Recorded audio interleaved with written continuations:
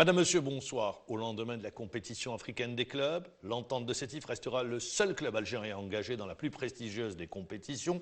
C'était attendu, la Champions League africaine.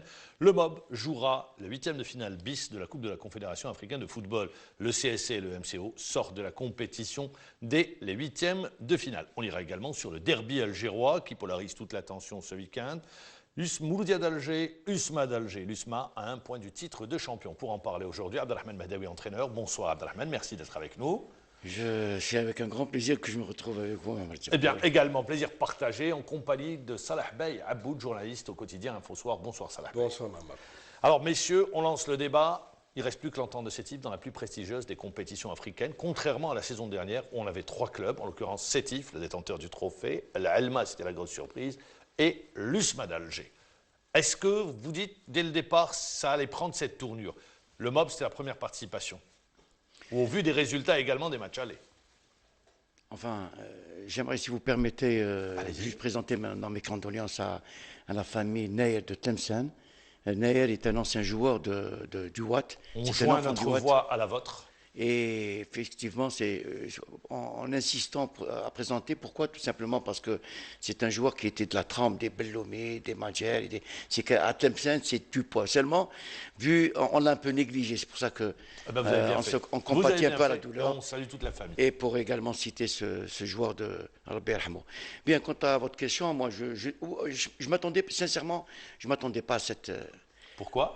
Tout simplement, vu la lancée. Pour vous, les clubs allaient être éliminés ou bien les deux qualifiés? Non, je parle de la situation globale des clubs. Je pensais qu'il allait y avoir, tenant compte un peu des résultats des matchs allés, CSC, le CSC, le MCO, je les voyais qualifiés, même le MOB, la défaite avec le public bédjaoui, je sentais même chez les Algériens qu'on était capable de revenir et même de se qualifier. Or, c'est une saignée un peu générale qui me pousse aussi à me poser la question. Comment se fait-il que l'année passée, la majorité de nos clubs étaient qualifiés?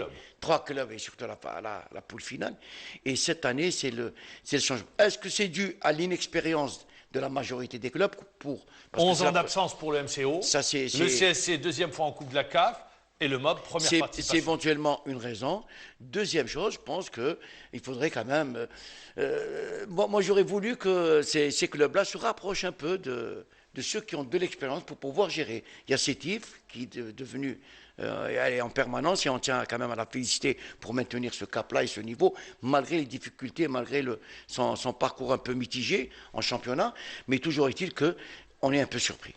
Sétif, justement, je rebondis sur ce que dit Abdelrahman Mahdaoui. Sétif est passé, premier club d'accord, la stat est là, premier club algérien est passé 3 fois consécutivement en phase de poule, mais dans le même temps, on doit s'interroger, Sétif est passé au forceps, depuis partout au match aller, sur le match retour, pour avoir suivi le match retour, le Marrir s'est quasiment installé dans le camp sétifien, et on a vu une équipe sétifienne qui n'était pas dans le coup, d'où l'inquiétude. On se qualifie, oui, mais il y a de l'appréhension en phase de poule. Vous venez de toucher justement, Ammar, un point très très important, c'est l'expérience de cette équipe sétifienne qui a fait la différence. Parce que El Marrir, ce n'est pas n'importe quelle équipe d'abord, et on a vu un peu le Zamalek et sa réaction devant le MOB Béjaïa. Donc par rapport aux autres clubs algériens, je pense que l'Entente de Sétif, elle a eu suffisamment d'expérience pendant ces dernières années pour justement gérer ce genre de match face à des clubs rompus à la compétition africaine.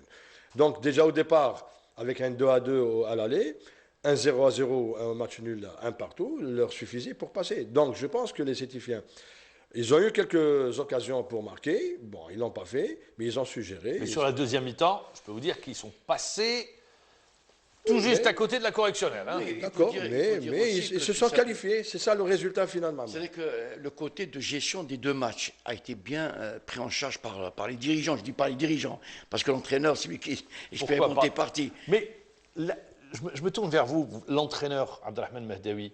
Sétif contre Tejnant a gagné dans la difficulté.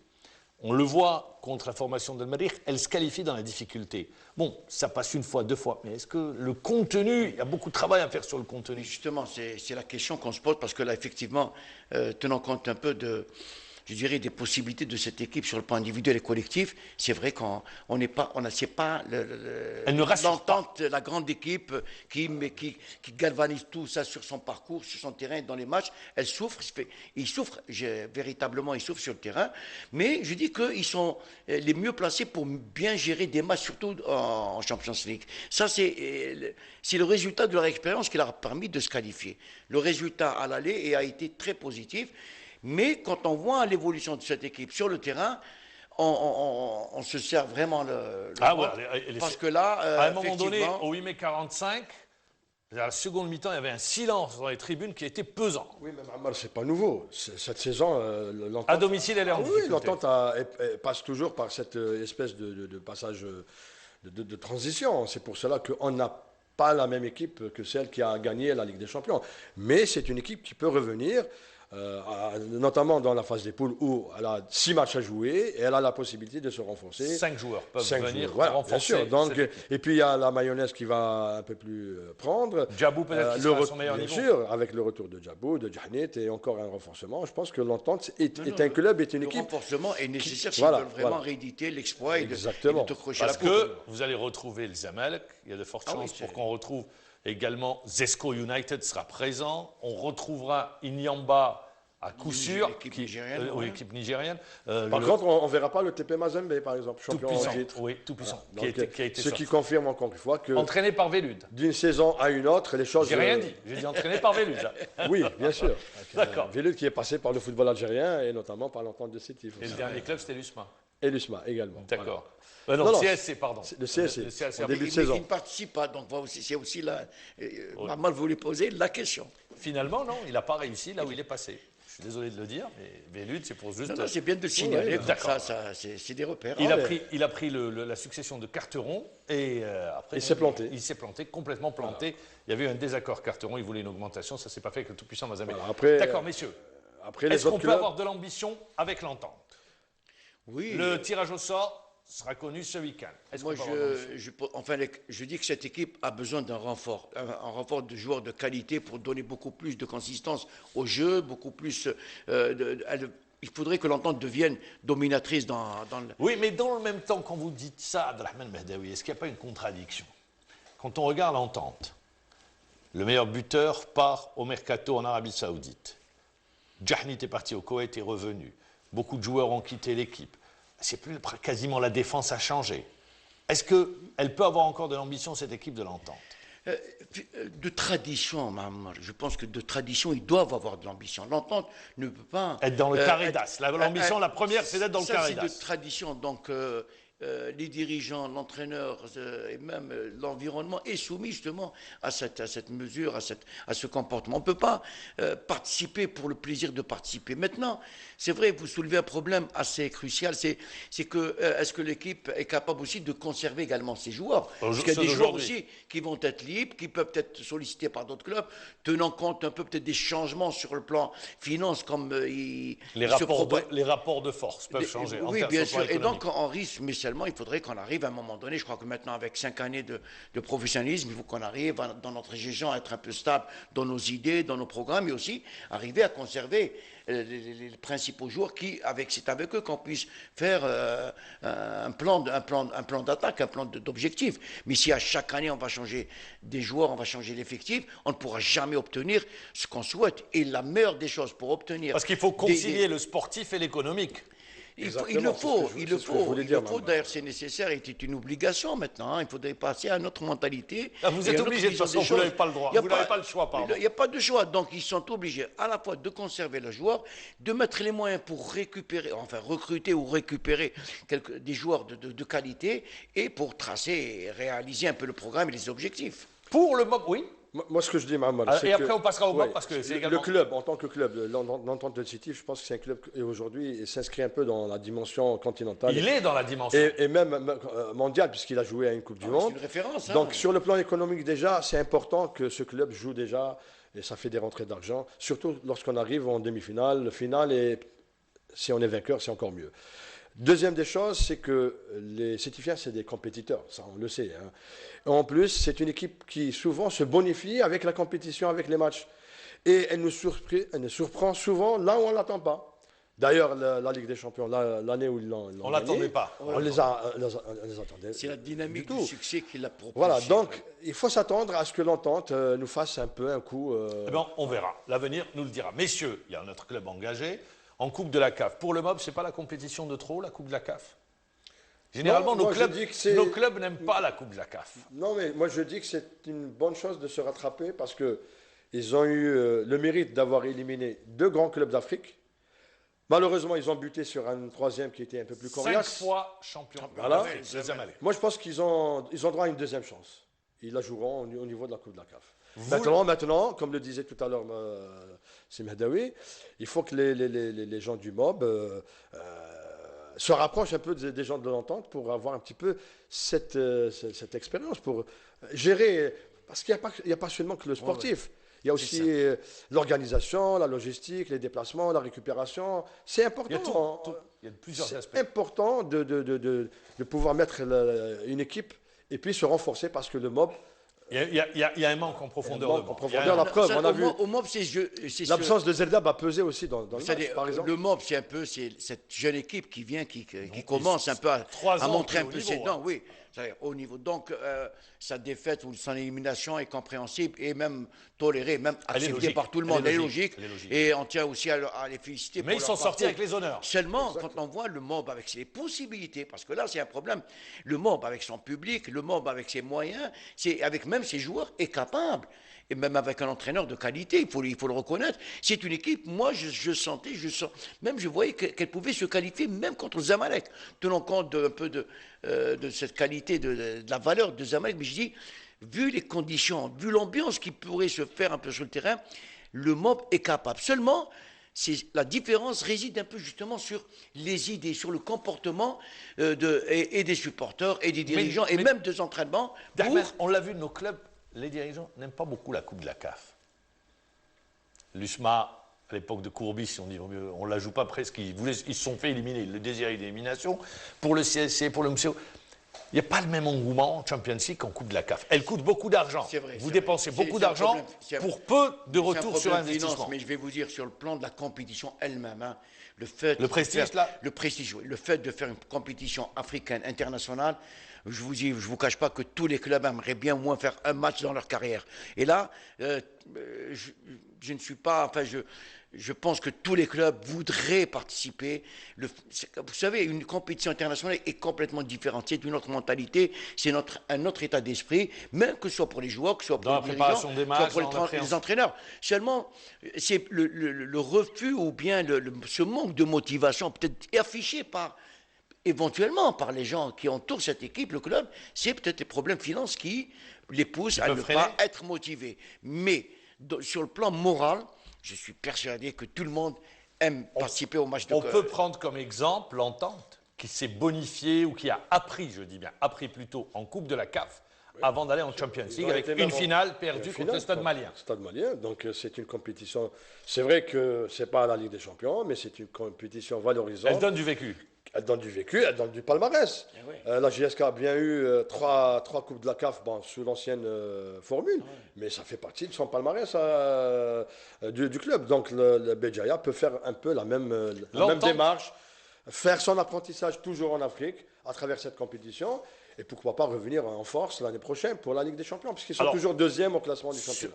Sur les nouvelles formules de compétition, tant en Coupe de la CAF, si vous permettez, le problème qui se pose, je pense, au niveau des clubs, c'est que c'est vrai qu'on sait qu'on va participer à une coupe internationale, une africaine, mais on ne s'y prépare pas. Voilà. C'est-à-dire, dans l'intersaison, on ne voit que le championnat. On voit les clubs sont à l'image du comportement des Algériens. Exactement. Toujours au dernier moment. C'est au dernier moment qu'on se rend compte qu'on a une coupe africaine et et là on constate les manques. Je vous assure que si on va se rapprocher de ces clubs-là, que ce soit du MCO, que ce soit du CSC, du MOB, qui sont éliminés, ils vont nous poser, on va se rapprocher pour leur dire qu'est-ce qui n'a pas marché. Vous allez remarquer que je ne dis pas des futilités, mais c'est plutôt des choses qu'on pouvait facilement abordables et qu'on pouvait facilement. Le CSC, changement d'actionnaire, ça n'allait pas.